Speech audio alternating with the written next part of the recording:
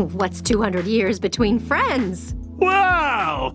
I must be off then to bask in the adulation of my constituents. I really hope Mayor Dewey isn't going off to do what I think he's gonna do at the end of this episode.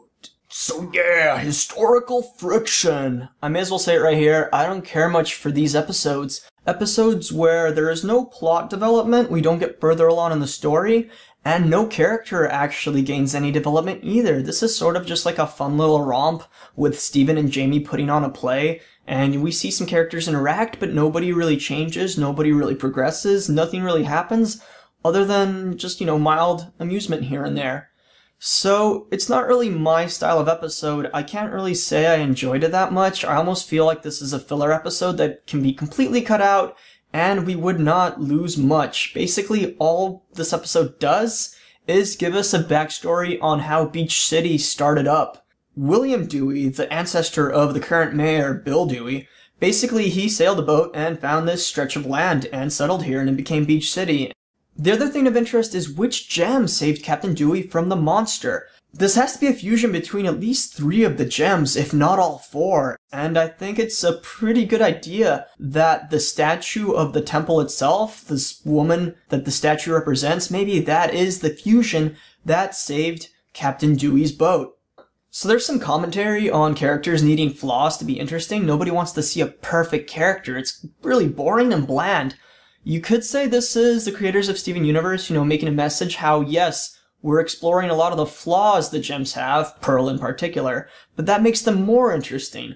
I really don't think that's a very deep or interesting level of commentary, if you would even call it that. It's such a basic level, and the people who think that, they can't enjoy a character, or they can't like a character because that character has flaws, those people are ridiculous, and if this sort of commentary is aimed at those people, I think the message would just fly over their heads anyway, because, you can't be very bright if you lose like for a character because a character has flaws and negative character traits. Come on!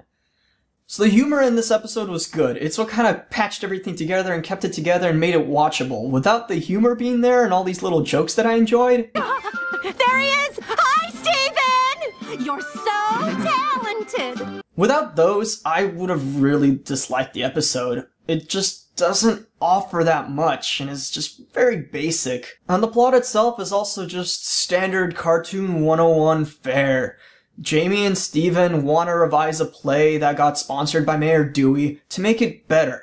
And they do, and they're right, it makes it better. And the people like it because it was better, and Mayor Dewey realizes that he was wrong, and this new version of the script is more awesome, and Jamie gets rewarded in the end.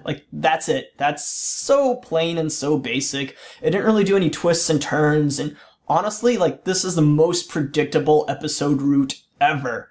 So, again, just not my thing. If people enjoy light humor without much of anything else, it's good for you, but I didn't like it very much. This episode reminded me a lot of the earlier episodes of Steven Universe, and those are the ones where I was having a hard time growing invested. The plot really needed to kick in for me to just get engrossed in this show and love it as much as I do. And yes, episodes like this do provide a bit of downtime, a bit of relief, a bit of breathing room.